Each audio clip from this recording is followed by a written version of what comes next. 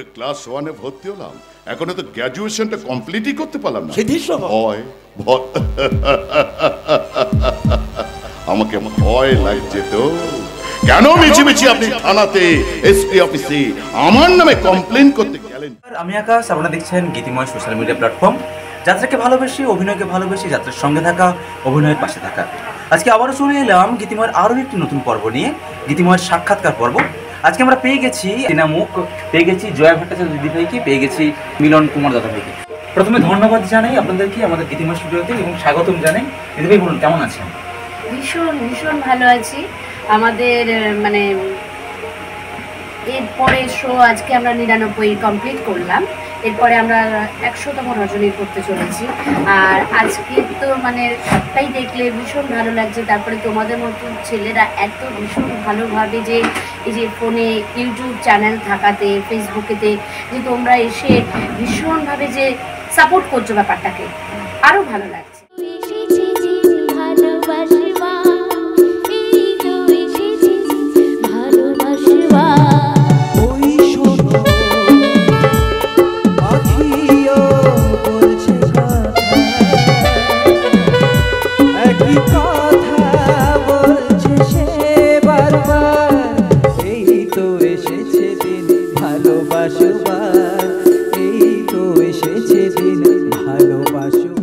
দাদা কেমন আছেন বলুন? ভালো আছি, ভালো আছি। ভালো থাকতে হবে, এই কারণে ভালো থাকতে হবে, দর্শকদের জন্য নিজেকে সুস্থ থাকতে হবে। কারণ নিজে সুস্থ থাকলে ভালো ভালো অভিনয় দর্শকদেরকে উপহার দিতে পারবো, দর্শকদের মন জয় করতে পারবো। আজকে যেভাবে আমি পাথর প্রতিমা তোমাদের এলাকাতে এসেছি, দর্শকদেরকে যেমন আমাদের প্রত্যেকেই এত সুন্দর অভিনয় করেছে, প্রত্যেকেই মুগ্ধ হয়েছে। তো এরকমভাবে আমরা চেষ্টা করে যাব আগামী দিনও এইভাবে মানুষকে আনন্দ দেওয়া। তুমি যেটা বললে যে দর্শকের ভালো লেগেছে, সেটা আমি দেখলাম। মানে উচ্ছ্বসিত দর্শক শেষ পর্যন্ত বলছে আরো গান করো, আরো গান করো, সেটা দেখলাম। আমি প্রথমে একটা প্রশ্ন করবো, দিদির কাছে আসবো। দিদি অনেকগুলো কথা বলেছে, তার প্রশ্নগুলো আমার মনে কিন্তু জেগে উঠেছে, তো সেটা পড়বো।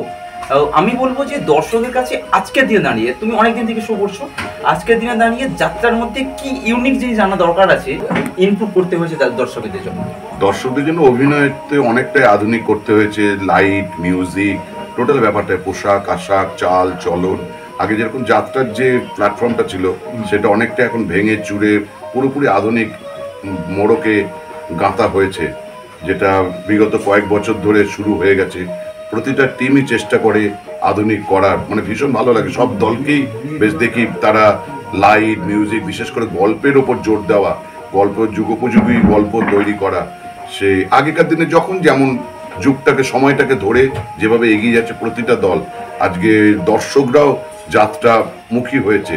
একটা সময় মুখ ফিরিয়ে নিয়েছিল, কিন্তু আবার পুনরায় ফিরে এসেছে। বিশেষ করে ইয়ং জেনারেশন, তাদের হাতে মোবাইল, তা সত্ত্বেও তারা যে 3 ঘন্টা বসে থাকছে, এটা শুধুমাত্র সম্ভব হচ্ছে ভালো ভালো নাটক উপস্থাপনা করছে বিভিন্ন দল, বিভিন্ন অভিনেতা অভিনেত্রী, নাট্যকার যারা আছেন, তারা ভালো ভালো নাটক লিখছেন, অভিনেতা অভিনেত্রীরা মঞ্চস্থ করছেন, যার ফলে যারা বাড়িতে বসেছিল টিভি সিরিয়ালের পর্দায় যারা মুখ করে থাকতো, তারা টিভি সিরিয়াল থেকে ঘুরে এসে এই যে প্যান্ডেলে এসে বসে থাকছে। এইটাই বয়সে এসে মাঝরাত্রে আপনাকে রাত জাগতে হচ্ছে। চুপ চুপ চুপ, একদম চুপ চুপ চুপ। এত জোরে চিৎকার করে কথা বলছেন কেন? আপনি রাত জাগছেন বলে কি আপনি চাইছেন আপনার সঙ্গে সঙ্গে বাকিরাও? এই আধুনিকীকরণের ক্ষেত্রে আমি খুব বেশি দিন কিন্তু যাত্রা নিয়ে কাজ করছি না, তবে যেই কয়েকদিন কাজ করছি, কারণ প্রচুর আমরা তো রুট লেভেলে যেতে পারি, কারণ আমাদের কাছে ওই কমেন্টগুলো আসে, আমরা দেখতে পাই যে এই কমেন্টগুলো যখন বুঝতে পারি, তখন দেখা যাচ্ছে কিছু কিছু দল স্পেসিফিকলি ওই আধুনিকরণ করতে গিয়ে দেখা যাচ্ছে যে যাত্রার যে মূল প্ল্যাটফর্ম একটা থাকে, সেটার জন্য কোথাও ভেঙে চলে যাচ্ছে। না না না, সেখানে যারা করছে ওটা একটুখানি ভুল করছে, হয়তো তারা বুঝতে পারছে না। বেশি আধুনিক মানে এই নয় যে ছোট ছোট পোশাক, অশ্লীল সংলাপ, হ্যাঁ, বা দৃষ্টিকটু কিছু দৃশ্য, ওইগুলো কখনোই নয়। কারণ যাত্রায় লোকশিক্ষা হয়। আমাদের নাটকে চেষ্টা করি সেই যেটা মেসেজটা দেওয়া দর্শকদের কাছে, যে কিছু বার্তা অন্তত প্রয়োজন, যতটুকু প্রয়োজন ঠিক আমরা পৌঁছে দেওয়ার চেষ্টা করি। অশ্লীল দৃশ্য রাখা যাবে না, আমি খুব বিরোধী। তারপর নোংরা কথা সে নাটকে প্রয়োজন করতে হলে সেটা বিভিন্ন ধরনের আছে। তো যাই হোক, আমি তো এবার কিছু কিছু দল যে করে না, সবাই যে ভালো সেটা নয়, তবে তাদের কাছে অনুরোধ করব একটু নাটকের প্রতি মনোযোগ দেবেন। নাটকটা যখন হচ্ছে অতি নাটকীয়তা, নোংরা দৃশ্য, কারণ আমার বাড়ির ছেলে মেয়ে প্রত্যেকের সামনে পরিবার বসে আমরা দেখি, রিমোটে হয়তো চ্যানেলটা চেঞ্জ করে দেবো, কিন্তু একসঙ্গে বসে ওই নোংরা নাচ গান, তারপর অশ্লীল মানে দৃশ্য, ওগুলো খুব বাজে। আমি অনুরোধ করব যারা এগুলো করেন প্লিজ ওইগুলো করবেন না, ভালো সুন্দরভাবে করুন, আমরা তো সবাই করছি তো। আমাকে ছিল কোথাও যাবে না, কথা দাও। আরে দূর বাবা, ছাড়বো কেন? এই যে এইভাবে তোমাকে জড়িয়ে ধরে রেখেছি না, ঠিক এইভাবেই জড়িয়ে ধরে রাখবো বুকের মাঝে। হ্যাঁ, এই মরেছে বৌদি তুমি? বৌদি, বৌদি আমার একদম ভুল হয়ে গেছে, কান ধরছি বৌদি, কান। Sorry sorry sorry. পাগলা রে, মানুষ চিনলি না।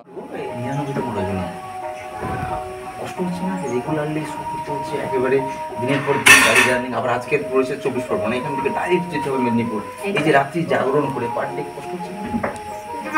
অ্যাকচুয়ালি এই লাইফটা আমাদের মানে এটা অভ্যাস হয়ে গেছে, আর ভীষণ ভালো লাগে। সেই সাথে এই কষ্টটা যখন দর্শকের অত ভালোবাসা পাই, অত দর্শকের প্রশংসা পাই, তাদের যে উচ্ছ্বাসটা পাই, তখন সমস্ত কষ্টগুলো মলিন হয়ে যায়। আর দর্শকরা হচ্ছেন আমাদের ভগবান, তাদের জন্য আমরা তো সেই জায়গা থেকে সবসময় ভীষণভাবে আমরা চেষ্টা করি যে নিজেদেরকে সুস্থ রাখার।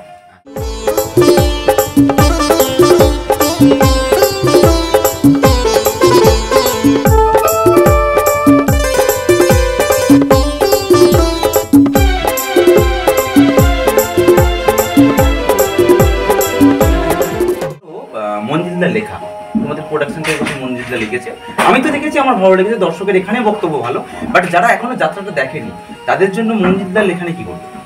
একটা কথা বলবো, মঞ্জিলদা ভীষণ ভালো নাটক লিখেছে, অন্যান্য দলের যে নাটকগুলো দিয়েছে সেগুলো খুব ভালো হয়েছে। আমরা বিভিন্ন প্যান্ডেলে যাই, মঞ্জিলদা তো একটা প্রতিষ্ঠিত, আমি প্রথম মঞ্জিলদার কলমে কাজ করলাম, খুব আনন্দ পেলাম। আগামী দিনও অপেক্ষা করে আছি মঞ্জিলদার কলমে কাজ করব বলে। এবার ভীষণ আধুনিক নাট্যকার, একদম মানে যুগোপযোগী নাটক যাকে বলে, খুব সুন্দর, খুব ভালো লেগেছে আমাদের মঞ্জিলদার নাটকে কাজ করে। আমরা খুব তৃপ্ত, মানে প্রতিটা সিনে সাসপেন্স আছে, আমাদের এরপর কি হবে। আজকে 99 নাইট যাত্রা হলো, প্রথম থেকে এখনো অব্দি, আজ অব্দি কোনোদিন পুরো 3 ঘন্টা দর্শক শেষ পর্যন্ত বসে থেকেছে, কোনোদিনও প্যান্ডেলের দর্শক নড়েনি চড়েনি, যা বসেছে 3 ঘন্টা কোথা দিয়ে টাইম কেটে গেছে বুঝতে পারিনি। এটা অবশ্যই বলবো, যারা আমার দর্শক রয়েছেন, রেগুলার ফলোয়ার রয়েছেন, অবশ্যই আপনারা অবশ্যই একটিবার জয়গুরু নাট্য কোম্পানির প্রোডাকশন দেখুন। আমি বলতে পারি, আমার উপর বিশ্বাস করে দেখতে পারেন, যে যারা বুকিং করছেন বা বুকিং করবেন বলে ভাবছেন, একেবারে দ্বিধা রাখতে হবে না। প্রোডাকশন নিঃসন্দেহে ভালো প্রোডাকশন, আপনি করালে কিন্তু আপনার টাকা বিফলে যাবে। আমাদের বলতে পারি মানে এতটাই, আজকে 99 নাইট হয়েছে, ফাল্গুন মাসে মাত্র একটা ডেট খালি পড়ে আছে 21 তারিখ, আর চৈত্র মাসে কোনো ডেট আপাতত নেই, সমস্ত ডেট বুক হয়ে গেছে। ফাল্গুন চৈত্র মাসে আমরা টোটালি ব্লক, আবার সে বৈশাখ মাসে কিছু ডেট পড়ে আছে, তার মানে নিশ্চয়ই দর্শকদের ভালো লাগছে।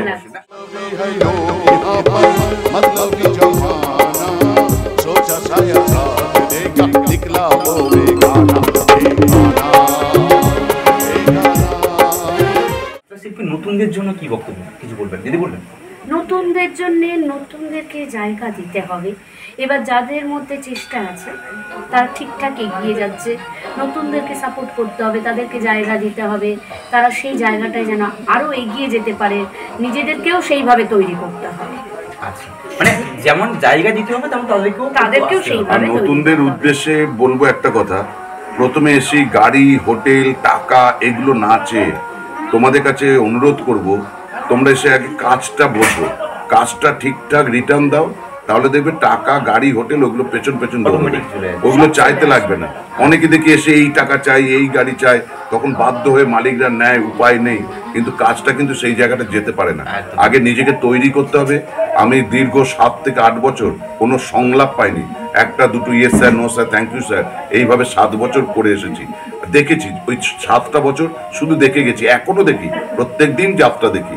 প্রচুর অনুশীলন করতে হবে, প্রচুর ভীষণভাবে মনোনিবেশ করতে হবে চরিত্রের প্রতি, তারপর আস্তে আস্তে উন্নতি করবে। নিশ্চয়ই গাড়ি, হোটেল অবশ্যই চাইবে, নিশ্চয়ই চাইবে, কিন্তু কাজটাকে আগে সর্বপ্রথম ফেরত দেওয়ার চেষ্টা করতে। আমি নৃশংসভাবে খুন করব। স্যার বৌদি। হ্যাঁ, সেটাই তো দেখছি। মানে বলছি, তুমি কতক্ষণ হলো এখানে এসে দাঁড়িয়েছো? অনেকক্ষণ। এই কেলো করেছে, তাহলে তো তুমি আমার গুণের কথা সবই শুনে ফেলেছো। হ্যাঁ, তা তো শুনে ফেলেছি। তাহলে এটাই তোমার আসল রূপ? আগে তো দেখোনি, এখন তো দেখছো। তা এখন আমাকে তোমার কেমন লাগছে? তুমি তোমার স্বামী যা তার আমি ছে, তোমাকে স্বামী বলে ভাবতে আমার ঘেন্না হচ্ছে। হওয়াটাই উচিত। আমি যদি তোমার জায়গায় থাকতাম না, আমারও তাই হতো, ঘেন্না। একেবারে শয়তান, নিজের স্বার্থ সিদ্ধির জন্য আমি তুমি সব কিছু করতে পারি। তুমি যদি মুখ খুলেছো, প্রয়োজন পড়লে তোমাকে আমি শেষ করে। এখন সোশ্যাল মিডিয়ার গুরুত্ব নিয়ে কি করতে চাই? না, সোশ্যাল মিডিয়া তো অবশ্যই গুরুত্ব আছে। আর যখন যেমন আগেকার দিনে যখন রেডিও ছিল, রেডিও, পেপার ছিল, পেপার, তারপর এখন সোশ্যাল মিডিয়ার যুগ।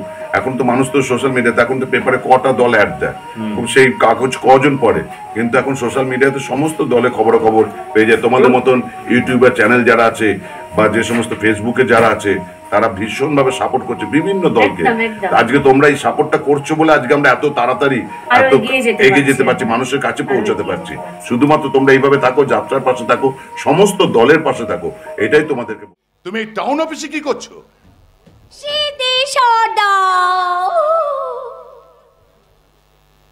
ঝিমলি, এ আমার কি সর্বনাশ হলো ঝিমলি। আহারে, কি হয়েছে? তোমার বৌদি মানে আমার বউ মোনালিসা বাড়িতে ইলেকট্রিক মিটারে শর্ট সার্কিট হয়ে গিয়ে আগুনে পুড়ে মারা গেছে। হে ভগবান, এ আমাকে তুমি কোন পাপে সাজা দিলে? এই যে ওই কচি কোকাদের মতন করে কাঁদবেন না তো। ওই খবরটা তো আমি আগেই জানি। হ্যাঁ, তুমি জানো? সারা চৈতন্যপুর জানে, আর আমি জানবো না? আর তাছাড়া ও বৌদি মারা গেছে, একদম ভালোই হয়েছে। এইটা তুমি ঠিক কথা বলেছো যে বৌদি মারা গেছে, ভালোই।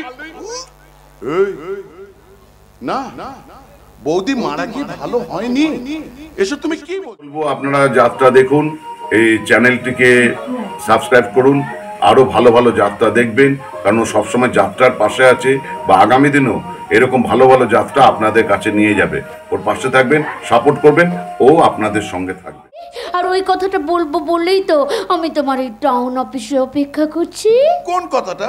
বৌদি মারা গেছে, ও ভালোই হয়েছে। আমার লাইনটা ক্লিয়ার হয়ে গেছে। তোমার আমার লাইন ক্লিয়ার মানে? নেকা যেন কিচ্ছু বোঝে না। আরে বাবা, আমি কিছু লাগবে নয়, আমি তোমাকেই ভালোবাসি শুধু। এ তো ভালো কথা, তুমি আমাকে ভালো কি বললে? তুমি আমাকে কি হয়েছে সিধু? মোবাইলের টাওয়ার কেটে গেছে। চ্যানেলটিকে আপনারা ভীষণ ভাবে সাপোর্ট করবেন, ভালোবাসবেন, যাত্রার সঙ্গে রয়েছেন, যাত্রার সঙ্গে থাকুন, যাত্রাকে দেখুন, যাত্রার পাশে থাকুন। জয় যাত্রা, জয়। हे प्रभु, हे हरि राम कृष्ण जगन्नाथ प्रेमानंद, ये क्या हुआ? আমি বিষ খাবো। এই না, আমি জল খাবো। এই এইসব তুমি কি বলা বলে শুরু করেছো? তোমার কথাবার্তা শুনে আমার তলার জিনিস সব তো উপরে উঠতে শুরু করে দিয়েছে। মানে আমার লো প্রেসার হাই প্রেসার হয়ে যাচ্ছে। কি বলছি?